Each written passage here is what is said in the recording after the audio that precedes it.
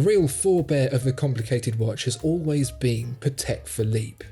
And I don't know if you've seen the Graves Super Complication pocket watch of 1927, which this is a great story. You've got two guys, you've got Henry Graves Jr. and you've got, who was the other guy? Willie Breitling? Shut up. So you've got Henry Graves Jr.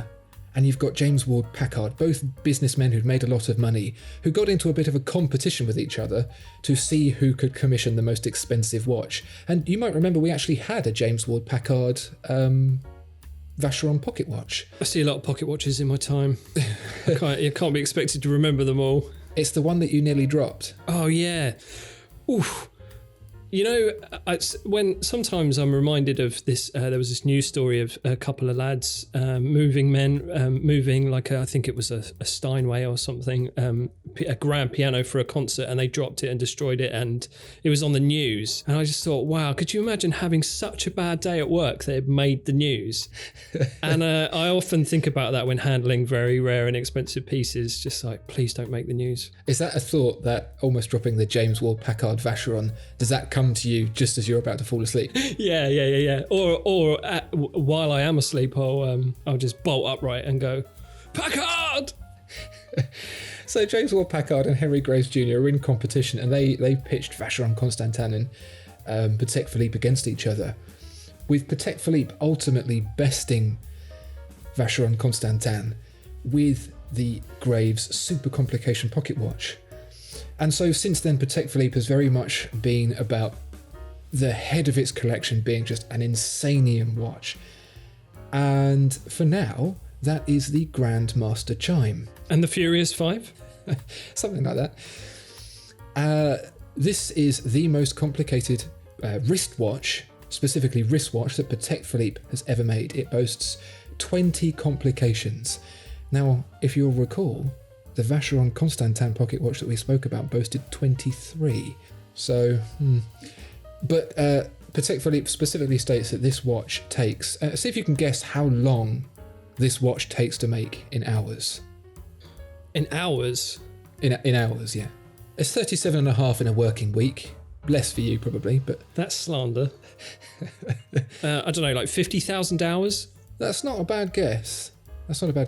You're in the right ballpark. 100,000 hours that they accredit to the development, production and assembly process of this watch. How many years is that?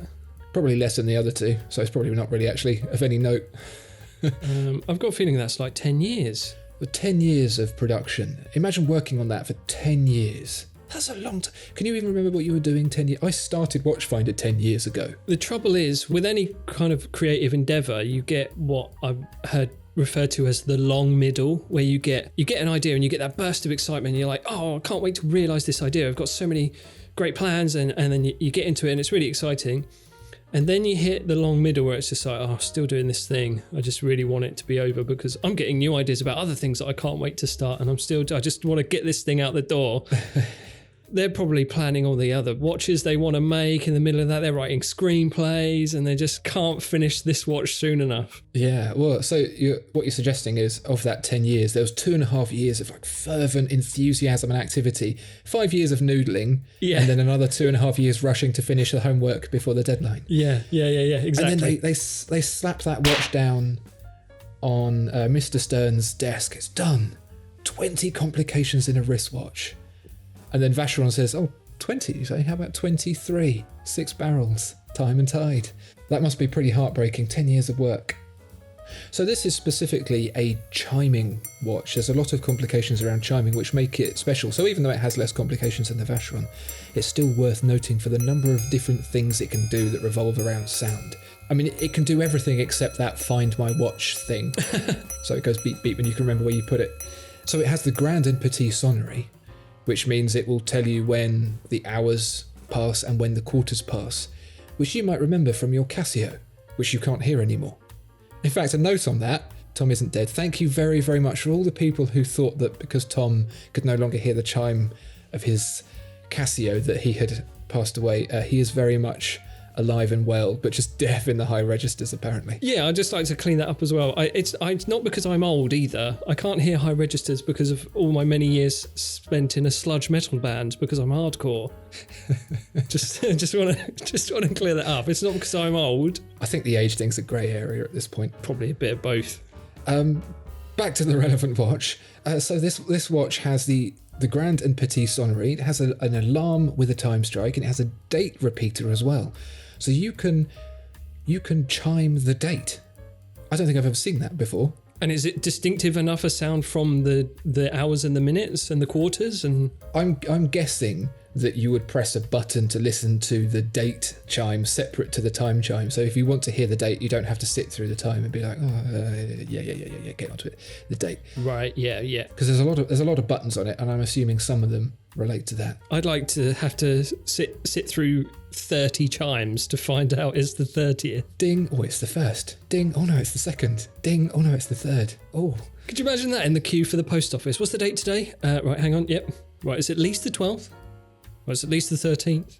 Bear with me. It's at least the 14th. Oh, I lost count. Yeah. Let me do it again. But as well as the chiming stuff, you also get a second time zone with day-night indicator, instantaneous perpetual calendar.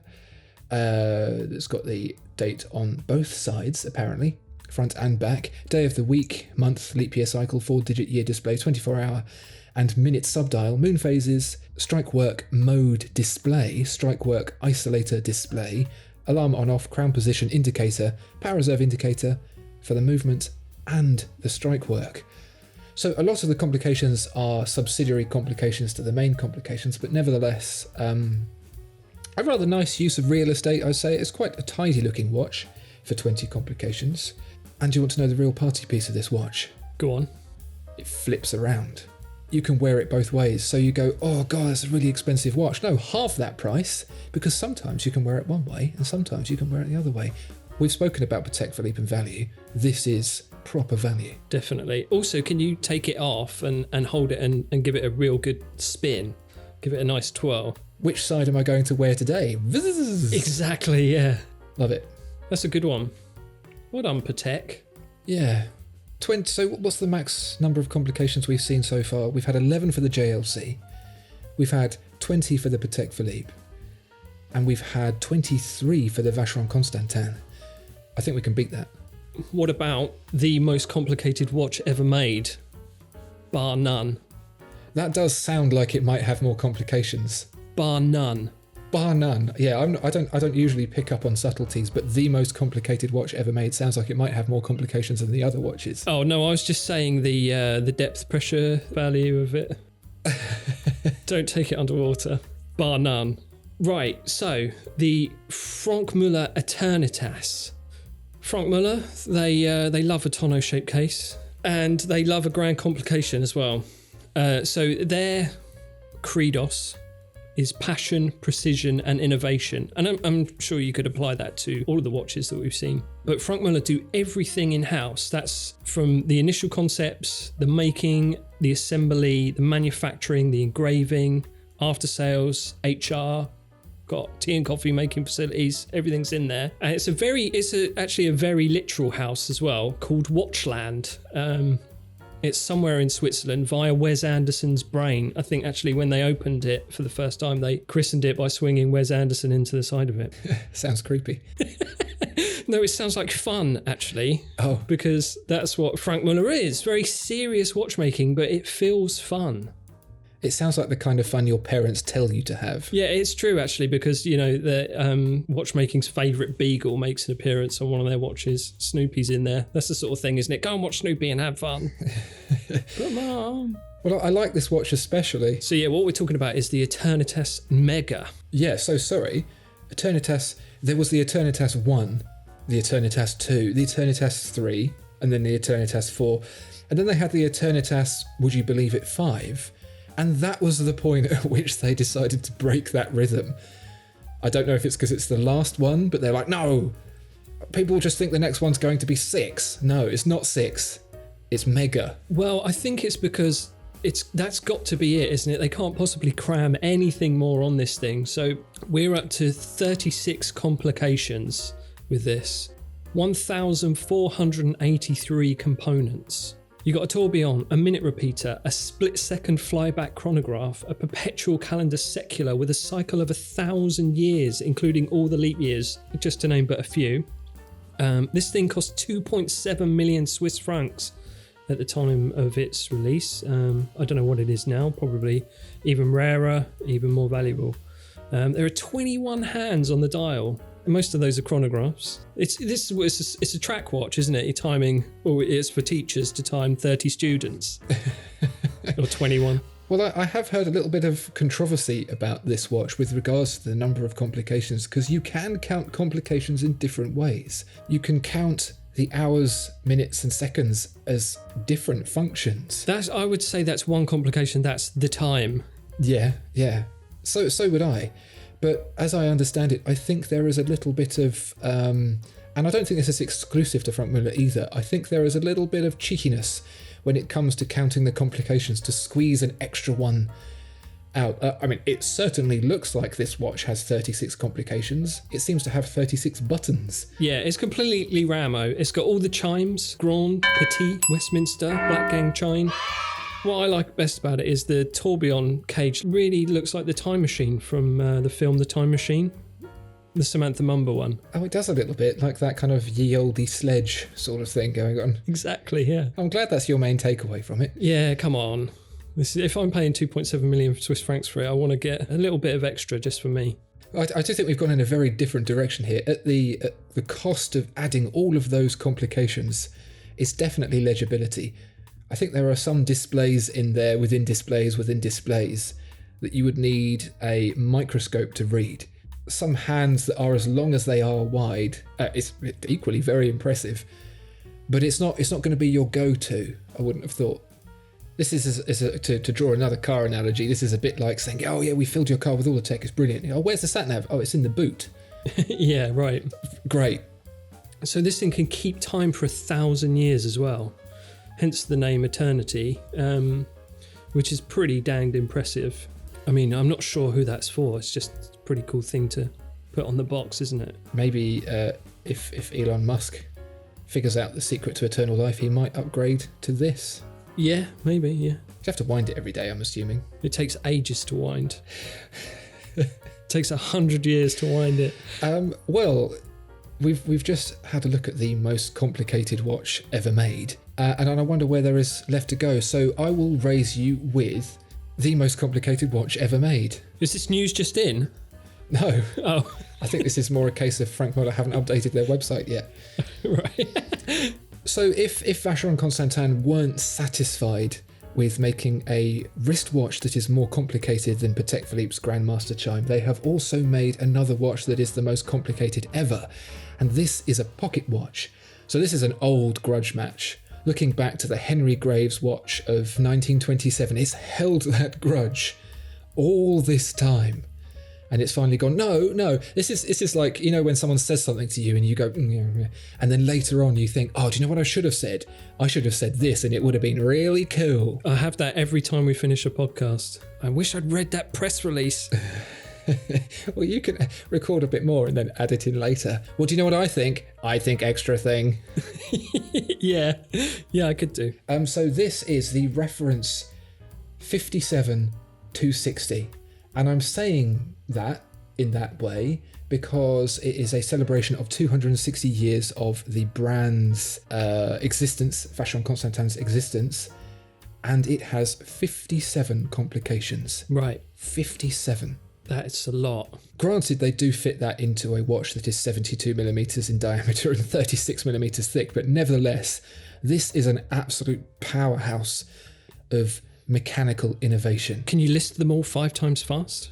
I can tell you some of them. I'm sure we don't want to make the video an hour long. Well, I'll tell you this. There are 6 different time measurement functions, including the hours, minutes, seconds, average solar time, which is a whole separate thing that they bundle into one complication. Right. A 3-shaft tourbillon, a tourbillon regulator with a spherical balance spring. They've got 7 perpetual calendar functions, including a Gregorian perpetual calendar with Gregorian day name, month name, retrograde dates, leap year, 4-year cycle display, number of the day of the week to the ISO 8601 calendar, and week to view for the ISO 8601 calendar. This feels like they've invented the Filofax. Well, I don't know what you're talking about. What day is it? As to the Gregorian calendar or to the ISO 8601 calendar? But wait, there's more. There are 8 Hebrew calendar functions, including a Hebrew perpetual calendar and a 19-year cycle with the Hebrew day number, month name, date, secular calendar, century, decade and year, and the age of Hebrew year. Holy flip. Which apparently changes between 12 and 13 months. Goodness me. And even the golden number. What is that? But wait, 9 astronomical calendar functions. God. Seasons, equinoxes, solstices, signs of the zodiac, star chart, sidereal time, equation of time, sunrises, sunsets, the lengths of day and the lengths of night, all calibrated for the owner's city. Wow. Sounds like you spend all the hours of the day reading your watch. But wait, there's 1 lunar calendar function, there's 1 religious calendar function, including the date of Yom Kippur. There are 3 column wheel chronograph functions, including retrograde seconds chronograph, retrograde split seconds chronograph, hours counter and minute counter. There are 7 alarm functions, alarm with its own gong and gradual striking, alarm strike with silence indicator, alarm strike and silence indicator, choice of normal alarm or carry on striking alarm indicator, alarm mechanism coupled to the carry on striking mechanism, alarm striking with choice of grand or petit sonnery, alarm power reserve indication, and system to disengage the striking mechanism when alarm barrel is fully unwound. Goodness me. But wait, 8 Westminster carry-on striking functions with 5 gongs and 5 hammers, grand sonnery passing strike, petit sonnery passing strike, minute repeating, night silence feature, which will keep it quiet from 10 p.m. to 8 a.m, system to disengage the striking barrel when fully wound, indication for grand or petit sonnery modes, and indication for silence and striking and night modes. Wow. But wait, there are 6 other functions. There is a power reserve indicator for the movement, a power reserve indicator for the striking train, a winding crown position indicator, a dual barrel winding system, time setting in 2 positions and 2 directions, and a secret mechanism. I don't know what the secret mechanism is. It says opening of the button for alarm arbor. What? Well, exactly. So what do you think of the 57260, Tom? A lot of detail there. Sounds a bit much, if I'm being honest. Where does it stop? I'm the kind of guy who thinks the second hand is a bit flashy. So this keep it simple, Switzerland. KISS. That's keep it simple, Switzerland. That's my motto. I mean, this does look like the kind of thing that you would see on the side of a clock tower. That tourists would come from far and wide to take a picture of and have no idea what it means. It's crazy, isn't it? Yeah. The wacky world of watches just never fails to amaze. It's one indication short of telling you whether your chakras align and if Jupiter's in the right place for this time of month. It needs a little fortune window, doesn't it? Yeah, stay away from any alligators on Thursday. Oh, thanks, watch. It's impressive, though. Yeah, a behemoth of a watch. It's an absolute mechanical Megatron. It really is.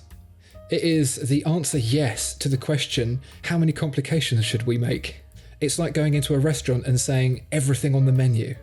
This is the thing, though, that everything on the menu, when you go to a restaurant and they do everything, you can get Mexican, curry, tapas, whatever.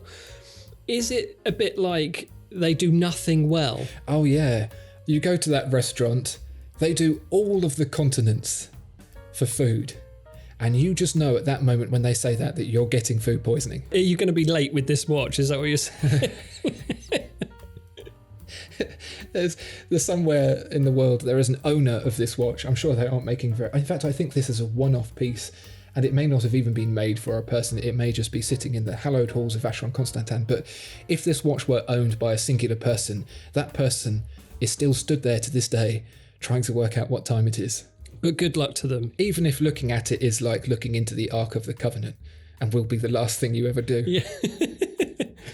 I mean, as far as this watch is concerned, you don't really need to boast about how many parts there are or how long it took to develop or this, that and the other. You just point at it.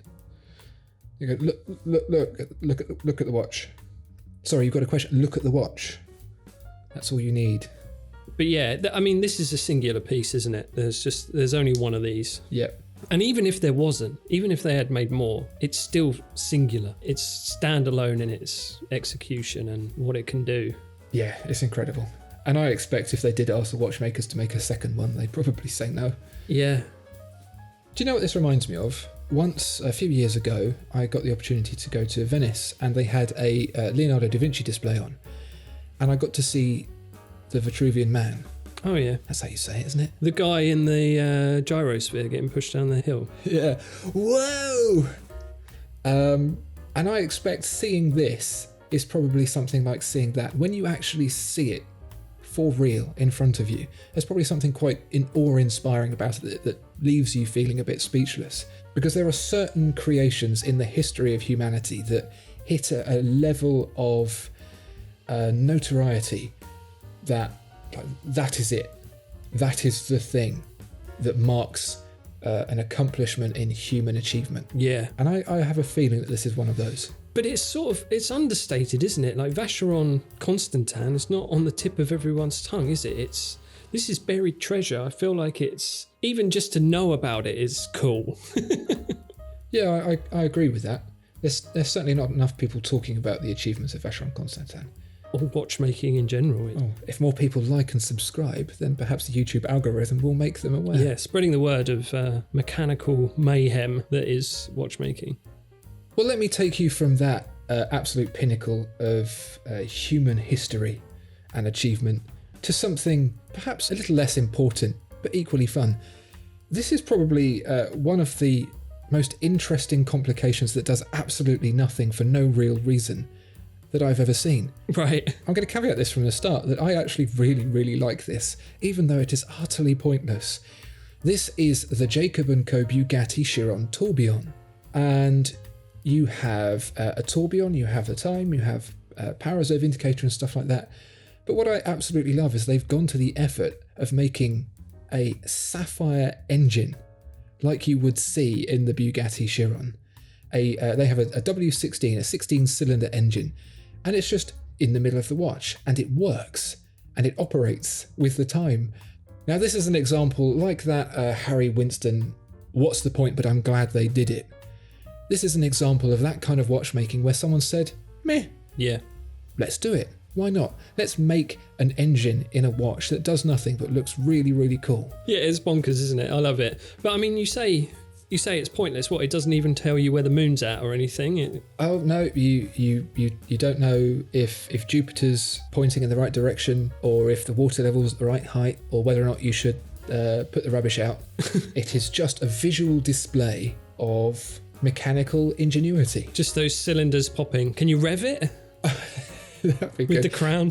You'd have to advance the time quite quickly and then slowly. Yeah. Unfortunately, it doesn't come with revving noises. You have to make those yourself. But this is what I really like about this watch, is that it's the kind of watch that you could imagine a grown man who usually wears a suit, who usually attends boring business meetings, holding this in their hands and going, brum, brum.